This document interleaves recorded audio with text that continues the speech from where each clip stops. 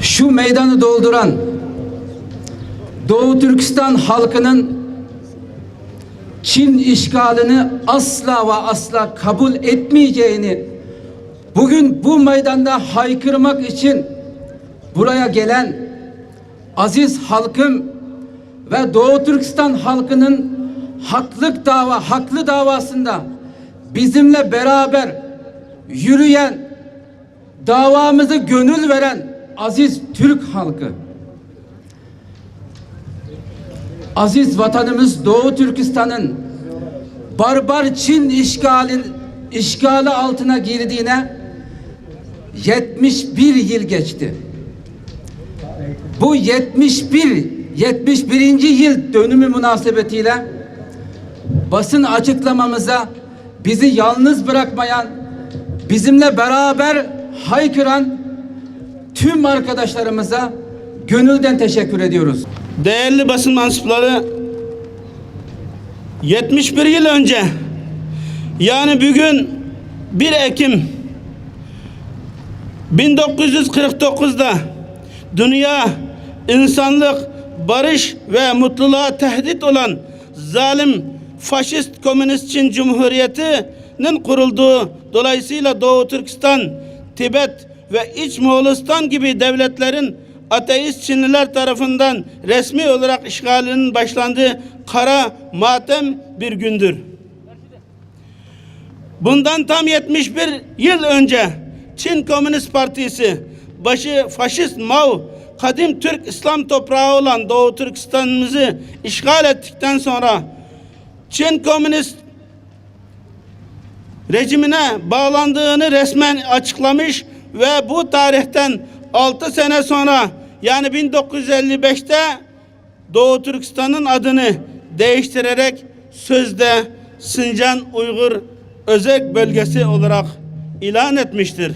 Faşist, radikal ve terör devleti olan Çin ideolojileri ile kurulmuş olan bu sözde Çin Halk Cumhuriyeti sadece Doğu Türkistan, Tibet ve İç Moğolistan halkının kanları üzerine kurulmamış, demokrasi ve insan haklarından istifade etmek isteyen tüm Çinlilerin de ve diğer toplulukların da üzerine çökmüş bir terör devletidir.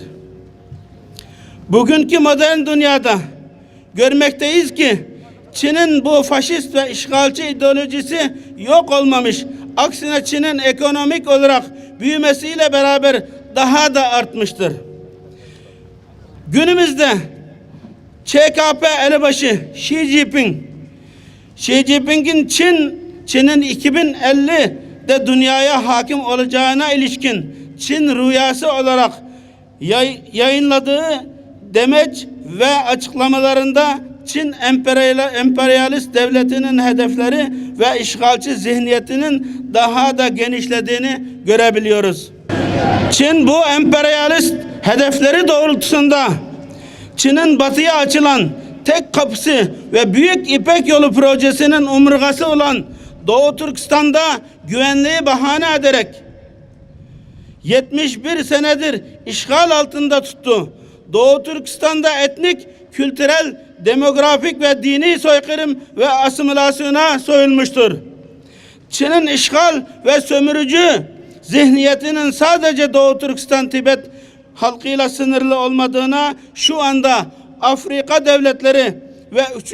dünya ülkelerini borç yoluyla işgale yeltendiğini görebiliyoruz. Kendinden başka kimseyi umursamayan ve sadece kendi menfaatlerini düşünen bu düşünce yapısıyla Çin şu an dünya ve insanlığı tehdit etmektedir. Çin virüsü salgınının başladığı günlerde yayılan raporlar ve dünya kamuoyundan gerçek verileri ve durumun vahametini gizlemiştir. Çin virüsünün bulaşıcı olduğunu belirten sağlık çalışanlarını tehdit ederek hapse atmış ve ölümüne neden olmuştur. Daha dikkatli baktığımızda Çin, Dünya Sağlık Örgütü, BM gibi tarafsız olması gereken teşkilatları kendi menfaat ve çıkarları için hizmet ettirmeye çalışmıştır. Böylelikle dünyanın yaşam, iktisadi, siyasi ve sosyal düzenini ciddi biçimde etkilemiş durumdadır. Bu bize açıkça şunu göstermektedir ki Çin Doğu Türkistan'da insanları zorla köle işçi olarak çalıştırarak yeraltı ve yerüstü zenginliklerimizi, kaynaklarımızı sömürerek büyüttüğü bu ekonomisiyle dünyaya vaat ettiği tek şey içindeki bu çürümüşlük ve insanlık dışı yönetim biçimidir. Sözde Çin Halk Cumhuriyeti dünyanın istikrarı, bağımsız devletlerin egemenliği ve insanlığın özgürlüğü için büyük bir tehdittir.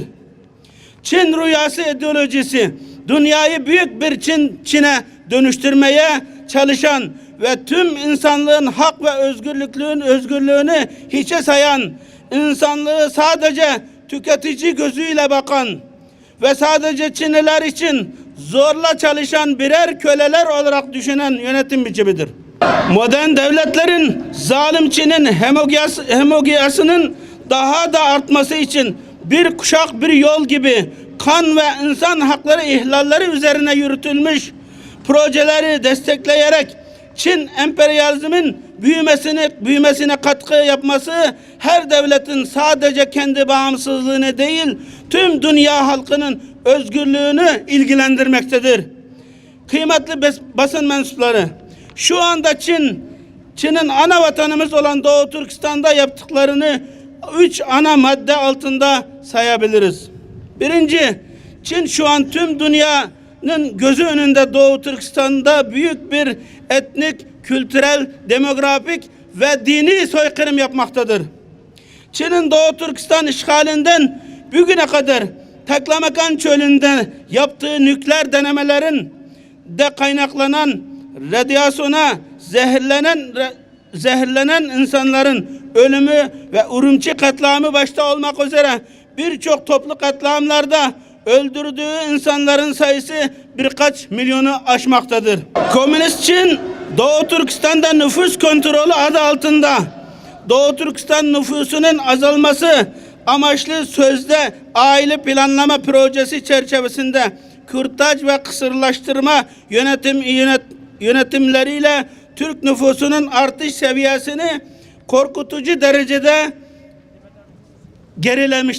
geriletmiştir. Uluslararası insan hakları örgütleri, bağımsız araştırmalar ve bazı ülkelerinde dile getirdiği gibi Çin'in Doğu Türkistan'da sözde ıslah ve eğitim kampları adı altında Nazi kamplarında yaptıkları uygulamaların 21. yüzyılın modern Nazi soykırımı olduğunu kanıtlamaktadır. İkinci, Çin Doğu Türkistan'da kültürel soykırım yapmaktadır. Komünist Çin 2014 senesinde Doğu Türkistan'da uygulamaya soktuğu sözlü ıslah ve eğitim kampı, meslek edindirme kampı adı altında Nazi kamplarına resmi olarak şu an dünyada BM ve diğer ülkelerin açıkladığı sayı 3 milyon olarak söylense de Doğu Türkistan'da şu an 6 milyon üzerinde, dönüşümlü olarak baktığımızda 9 milyona dayandığını görebiliyoruz. Doğu Türkistan halkının tarihi mimari yapıları ve camileri Komünist Çin hakimiyeti tarafından yıkılmaktadır. Uluslararası insan hakları örgütleri bağımsız araştırmalara göre Doğu Türkistan'da son 3 senede 16.000 cami yıkılmış, yakılmış veya eğlence merkezlerine dönüştürülmüştür. Uygur, Kazak, Kırgız ve Özbek Türklerinin ve diğer Doğu Türkistan'ın asıl evlatları olan Türkiye kardeş toplulukların örf, adet ve kültürü zorla değiştirilmeye çalışılmış. Kız ve erkekleri zorla Çinlilerle evlendirerek kültürel ve etnik asimilasyona zorlamaktadırlar. Diğer yandan anne babaları kamplarda ve hapishanelerde tutuklu olan ebeveynlerin çocukları da çocuk kamplarında götürülerek Doğu Türkistanlıların Çinlileşmesi ve mankurtlaştırmasını sağlamaktadır. Üçüncü, Komünist Çin Doğu Türkistan ekonomisini sömürmektedir. Çin işgalinden bu yana Doğu Türkistan'ın yeraltı yerüstü kaynakları sömürülmektedir. Doğu Türkistan'daki zenginlikler Çin eyaletleri arasında taksim edilmiş, sahipleri olan Türkleri bu zenginliklerden mahrum bırakmıştır. Diğer taraftan Çin sürekli olarak Doğu Türkistanlı zenginlerin mal varlıklarına el koymuş ve Doğu Türkistan halkının ekonomik olarak kalkınmasına izin vermemektedir. Çin milyonlarca Doğu Türkistan halkını kamplara topladıktan sonra dünya kamuoyuna meslek ediniliyor, eğitim veriliyor, imajı vermek için çalışmaya zorlamakta ve kampları açık kölelerin pazarlandığı bir merkeze dönüştürmüştür. İşgalci Çin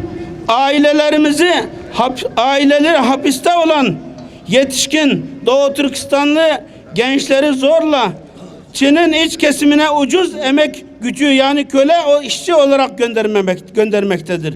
Çin'in bu emek ve ekmek hırsızlığı pandemi Çin virüsü döneminde sağlık malzemeleri üretimine olan acil ihtiyaçlar yüzünden daha da artmıştır. Çin'in dünyaya sattıkları sağlık malzemeleri ve Çin mallarının çoğu kamplarda zorla çalıştırılan Doğu Türkistanlı köle işçilerde yaptırılmıştır. Çin'in binlerce Doğu Türkistanlıyı zorla çalıştırdığına dair rapor ve veriler uluslararası kuruluşlarca yayınlanmış ve uluslararası kamuoyunda yankı bulmuştur.